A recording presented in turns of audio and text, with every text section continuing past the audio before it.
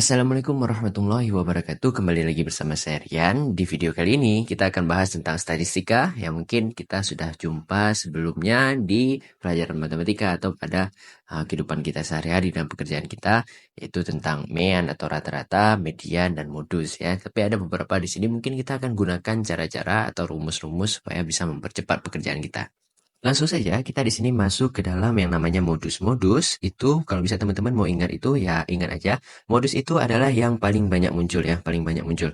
Oke, jadi yang paling banyak muncul itu akan dinamakan dengan modus. Jadi ini soal yang paling gampang. Jadi modus ini juga tidak ada syarat apapun dalam menyelesaikannya. Kalau seandainya teman-teman diberikan nilai itu berapa saja yang paling banyak muncul itu akan menjadi modusnya.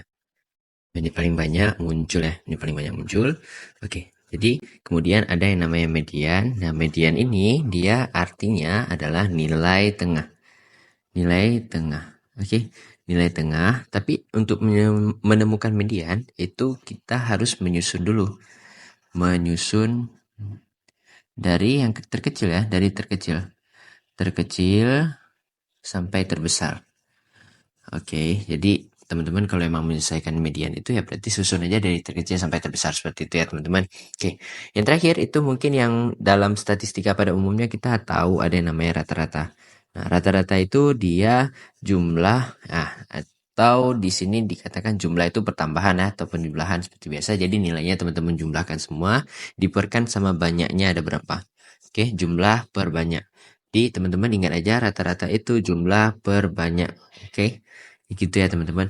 Oke, mungkin di sini kita lihat contohnya untuk di bagian modus median sama rata-rata. Jadi contoh, seandainya kita punya datanya 3, 3, 5, 1, 2, 5, 4, 3, 1. Nah, seperti ini ya teman-teman. Jadi kalau seandainya kita punya nilainya seperti ini, bagaimana cara menyelesaikannya? Kita lihat bagaimana cara menyelesaikan semuanya ya terlebih dahulu.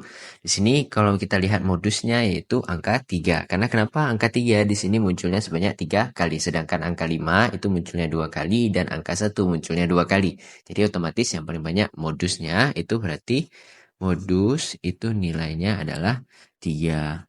Kemudian kalau kita carinya median berarti kita harus nyusun dulu teman-teman. Harus nyusun, berarti di sini kita susun dari paling rendah 1,1 ya, karena satunya ada 2 kali, kemudian 2 ada sekali, kemudian 3, 3, 3 ada 3 kali, kemudian 4 ada 1, dan kemudian 5 ada 2 kali ya. Oke, jadi di sini teman-teman langsung saja teman-teman tuh hitung. Ini 1, 2, 3, 4, 5, 6, 7, 8, 9. Nah, kalau misalnya seandainya teman-teman jumpanya 9 gitu kan. Berarti teman-teman harus bagikan dengan sama banyak. Yaitu teman-teman bagikan aja 9 bagi 2. 9 teman-teman bagikan aja sama 2. 9 dibagi 2 itu 4 setengah. 4,5 ya kan.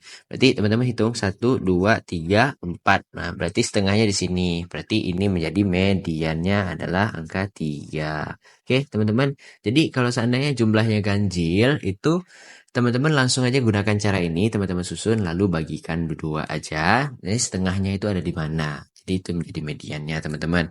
Oke. Nah, tapi kalau seandainya teman-teman jumpanya angka genap ya. Jadi kalau jumpanya angka genap gimana? Contohnya misalnya kita buat contoh yang sederhana aja. 3, 5, 10, 12, 5, 4 ya. Jadi kalau misalnya kita susun berarti jadinya 3,5, 4, 5, 5, 10, 2, 12. Oke, jadi cara mencari mediannya teman-teman, ini kan kita punya 6 data. 6 teman-teman bagikan 2 dulu. Kalau dibagikan 2 itu hasilnya 3 ya kan? Jadi 3 itu ada di sini kan? Nah, jadi tempat kita mengambilnya itu berarti angka ketiga dan angka di depan 3 atau angka keempat ya. Jadi tetap seperti ini teman-teman. Jadi teman-teman tambahkan 5 ditambah 5 berarti 5 ditambah 5 diperkan sama 2. Jadi angka yang terpilih itu teman-teman tambahkan kemudian perkan sama 2 ya. Jadi mediannya untuk contoh soal kita yaitu 5. Oke. Ya, di sini rata-ratanya berarti teman-teman kita langsung gunakan rumusnya. Rata-rata itu apa? Rata-rata itu jumlahnya. Berarti teman-teman jumlahkan dulu semua. Kalau dijumlahkan, maka di sini kita dapatnya 27. Nah, diperkan sama banyak datanya tadi ada 9 ya kan? Berarti 27 per 9 itu jawabannya 3 rata-ratanya ya teman-teman ya. Kemudian kita kalau seandainya di soalnya itu teman-teman jumpanya ada penambahan ya, penambahan jumlah. Ya, jadi kalau soal penambahan jumlah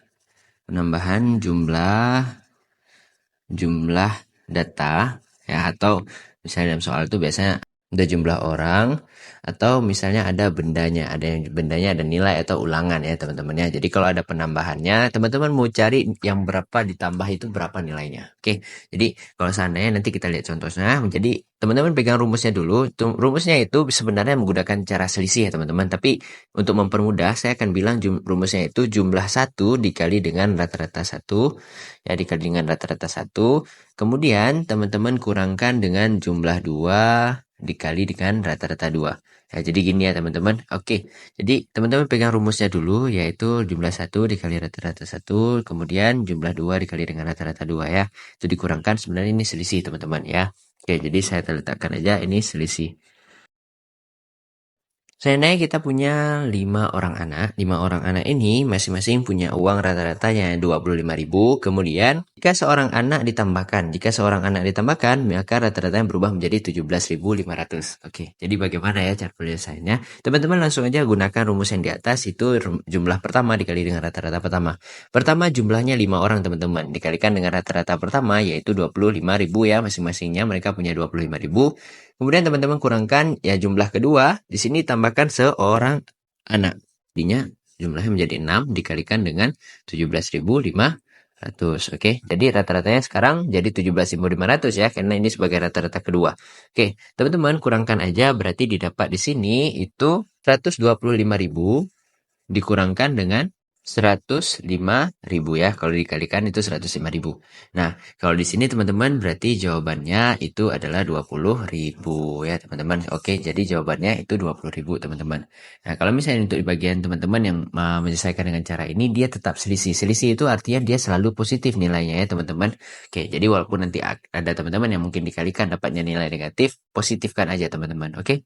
Kemudian di sini kita punya rumus seandainya itu ditanya perbandingan rata-rata ya, perbandingan rata-rata. Oke, rata-rata. Ya, jadi perbandingan rata-rata ini seandainya kita mau tahu perbandingan jumlahnya, tapi diketahui rata-ratanya ya. Jadi teman-teman, kalau seandainya teman-teman ditanyakan yang demikian itu, berarti teman-teman boleh buat gini. Untuk membandingkan A banding B, itu jumlahnya berapa, teman-teman boleh gunakan cara ini. B dikurang total per A dikurang total ya. Jadi jangan diapa-apakan ya di sini ya teman-teman.